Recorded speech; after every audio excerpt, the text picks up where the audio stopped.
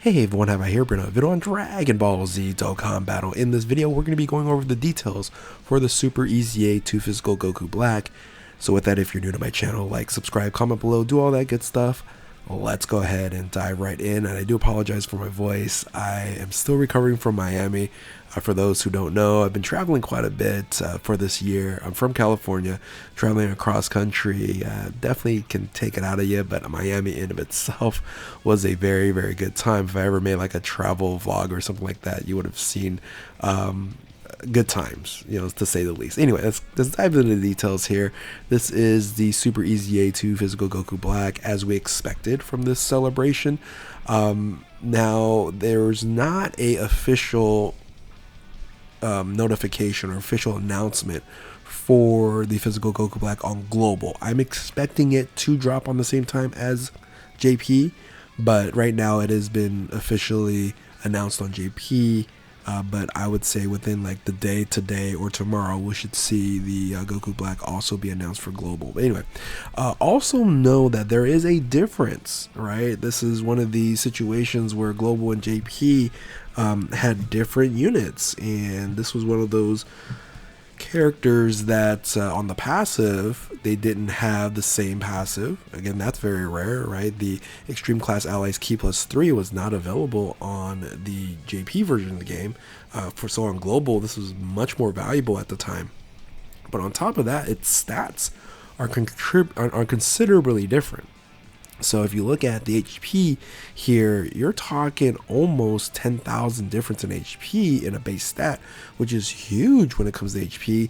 And then on attack, even more of a discrepancy, in my opinion, because attack is more valuable. You're at 18,000 on global, and you're only at 16,000 on JP. So I don't think they're going to go ahead and fix all that. I think it's going to be the same. So just know that global is going to hit harder when it comes to this EZA. Now let's dive into the details, because the details I would say is not surprising, but it's interesting the choices they made for this unit here. So let's make this a little bit bigger.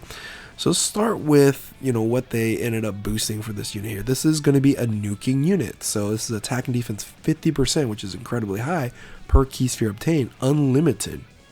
So if you are able to use some items or get a situation where you get some good, decent orb changing, this can really buff the unit incredibly strong. Now, if you look at additional items here, you're getting additional 150% when attacking when collecting 3 more key spheres. This should be automatic. I don't think that you'll ever get to a situation where you're collecting less than 3. And if you are, you are pretty much toast. So you do have to watch out for that.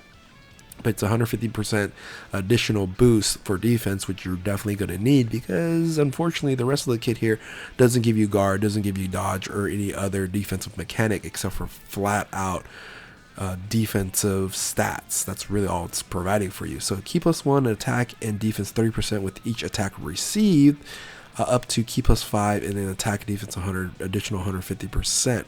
So you're looking at wanting to get 5 hits on you, so you can build it up for your 5 key and your defense, attack and defense 150%.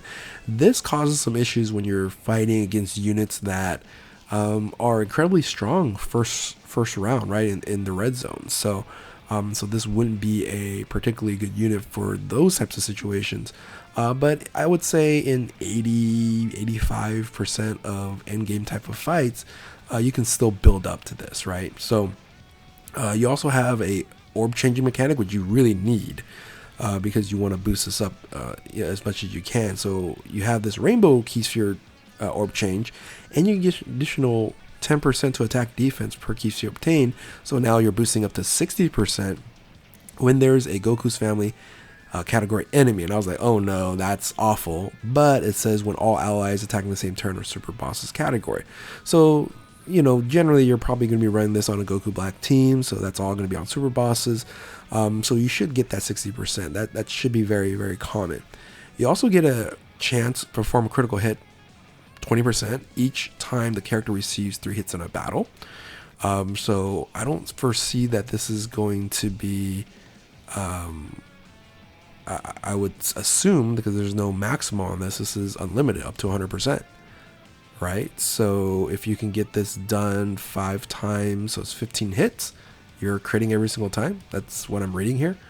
So, so yeah, there's not a maximum here. You do also have the ability to, this right here, I'm like, they could have done better here. You're looking at Key Sphere change to physical Key Sphere orbs, right? This is what we want, is the orb changing to physical Key Spheres and boosting it up, but only when you're fighting a superclass enemy. So the very, not random, not say random, what's the word I'm looking for? The minimalistic amount of superclass enemies on Red Zone is very, very low.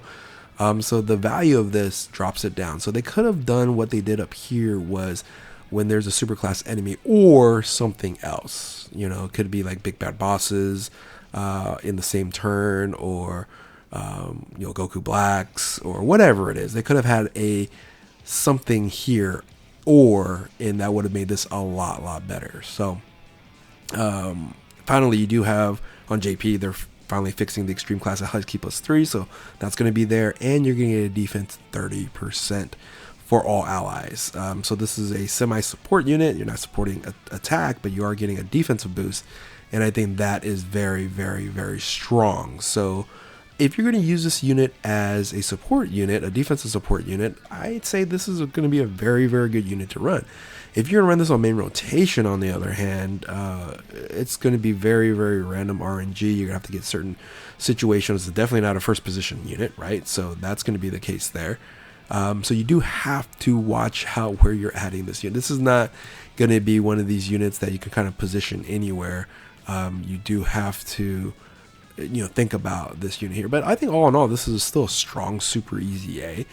This was not usable. Now it's in a sense usable as a defensive support unit for extreme class and super bosses, which super bosses definitely still needs.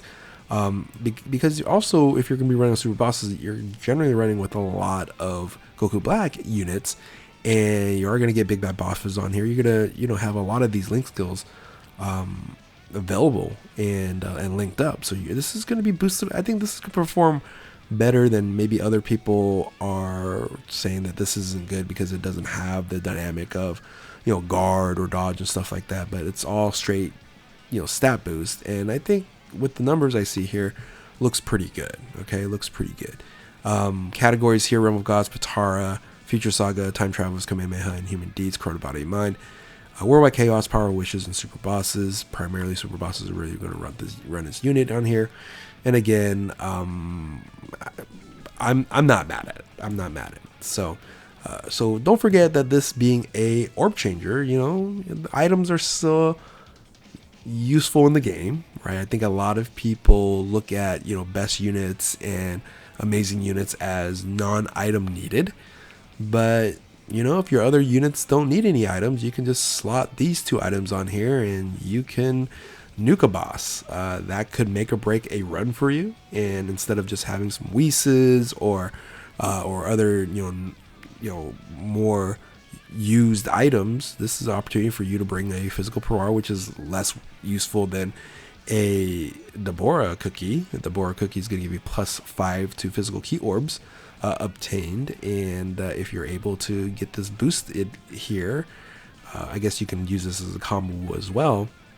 You can get max attack benefit there, along with defense, right? Along with defense. So, but anyway, this is what my thoughts are, and this is the details here. Again, still recovering. I don't know how many videos I'm going to be able to maybe put out next week with work, and just trying to catch up from the fun I had.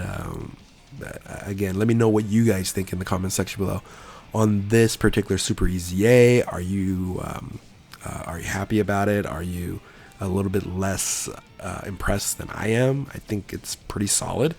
Let me know in the comment section below. If you're new to my channel, like, subscribe, do all that good stuff. Thank you all for watching. Keep on Dokkaning. We'll catch you next time. Later.